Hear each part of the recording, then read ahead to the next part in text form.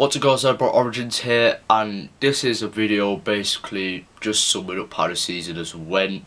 Villa's going up, that's all that matters, but I'm going to react to the entire season and what my thoughts were at different points. Right, so at the start of the season, none of us Villa fans were feeling like good towards the future. Struggling with FFP, the club was in turmoil, literally loads of stuff was happening behind the scenes. But then a miracle happened. Nassif Sawiris and Wes Edens came into the club, injected some money, and now we have 2 billionaire owners, and it was looking good from then.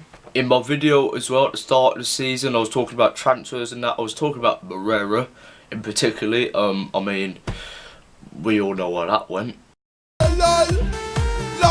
What I said at the start of the season was I thought we weren't going to go up. I thought we was going to finish 9th.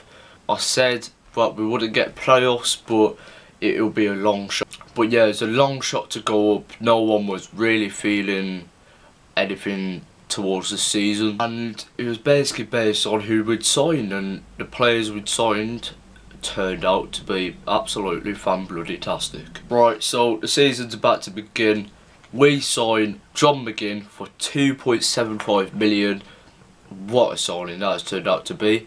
We did have quite a decent start to the season, winning 3-1 away at Hull and winning 3-2 at home against Wigan. But then the next 3 games were draws with Reading, Ipswich and Brentford. We had a decent start to the season. Like, it wasn't bad, but it wasn't great. The football wasn't great on Steve Bruce's perspective, but at least we're getting some results. But in the games against Reading, Ipswich and Brentford, all the Villa fans should have thought that we should have actually won them. Then it all just turned sour. Sheffield United away, 4-1. I mean, that's when it clicked. Like, none of the fans had belief in Bruce.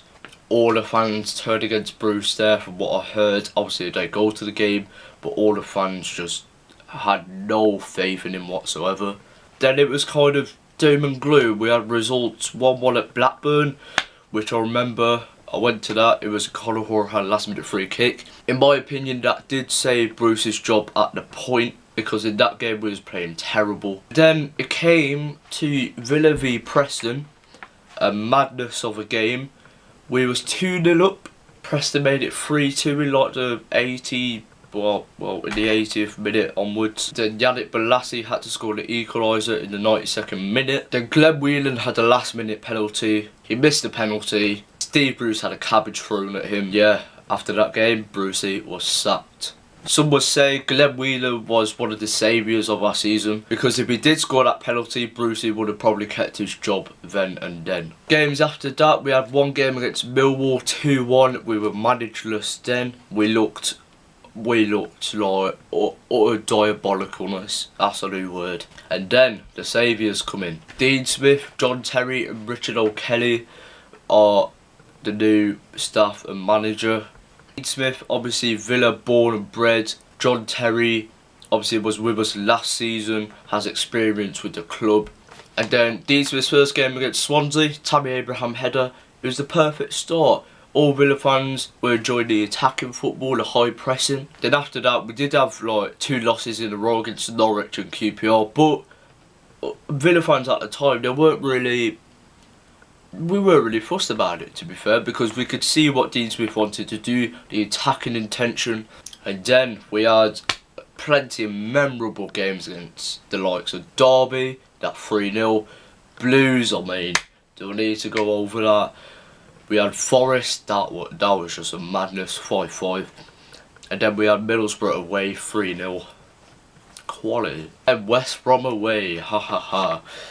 That's when everything turned. Grealish got subbed off injured. West Brom scored a last minute controversial equaliser, the hand of J Rod. And from there, things they look great. From the 15th of December to the 23rd of February, Villa only managed to get 2 wins, and they were against Swansea and Ipswich. Everyone thought the season was over. We had shocking results, the likes of Wigan 3-0 to Wigan. That I went to that. That was one of the worst games I've ever seen. That's in my opinion when Villa fans thought we have nothing this season, we may as well just finish it off, we can rebuild next year. At that point we were 13th in the league, nowhere near playoffs, nowhere near where we wanted to be. And then Jack was back.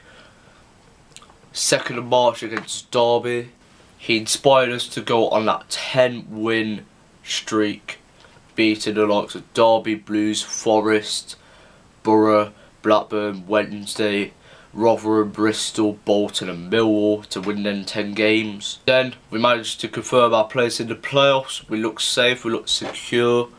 We had January signings of the likes of Mings, who has been absolutely pivotal to our season. Records were broken, the fans were happy, the squad was happy, everyone was loving the football. Then, second last game of the season, Leeds away, Adoma just ran through the whole defence, yeah. That was one of the most controversial games I think I've seen. And I was at a Sunday League game when Aston Villa v Leeds was playing. I was watching the highlights when we got back and bloody hell, I mean, it was controversial from Klitsch to score that goal. Tyler Roberts should have kicked the ball out. What a prick. And then last game of the season was Norwich at home. I mean, nothing riding on it for us. Norwich, they put out their full team because they wanted to be champions, which, as we knew, they were eventually. So we rested the likes of Grealish, McGinn, Abraham and Mings for the playoffs against West Brom.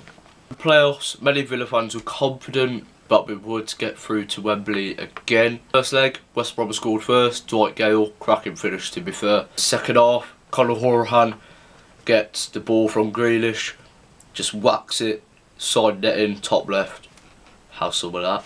Then we have a penalty, which was, at the time before it was a penalty, but then looking it back, nah, gotta say nah. Abraham made it 2-1, we won the first leg halfway through the time. Then it was the away leg, West Brom away. West Brom went 1-0 up with a Craig Dawson header. Potentially controversial goal. Mings was pushed in the back from Jay Rodriguez, which they had the throw-in from. So many people thought that it should have been a foul. But then it went extra time penalties. I was watching the game at home on TV and oh my days, I mean, as the most tense thing, most pressurised thing ever. Steer staring down Holgate, getting his head. It worked, Steer saved Holgate's penalty. Conor Hourihane steps up for Villa, makes it 1-0 to the Villa on penalties. Hegazi steps up for West Brom, Steer saves again. Mile Jedinak, the best penalty taker in the world, never missed a penalty in his life, was never in doubt. And then there was the likes of Grealish and Adoma that stepped up for us. Grealish scoring, Adoma, I mean, blazing over the bar. And it came to Tammy Abraham to put the game to bed, to take us to Wembley. He goes and does it. Johnson got a foot to it, but it was too powerful for Sam Johnson. Then, Wembley, the final. If you haven't watched my video of that, make sure to go watch it, because it ain't done that well on views, not gonna lie, but who cares? Villa's going up. Scorers in the final, Amir Ghazi with the back. Well, he scored with his back, it wasn't his header. Then John McGinn, he wanted it more, keeper didn't want it. Derby did score later on to make it 2-1. Villa fans were nervous then, but 7 minutes at a time, that ended. Villa's going up.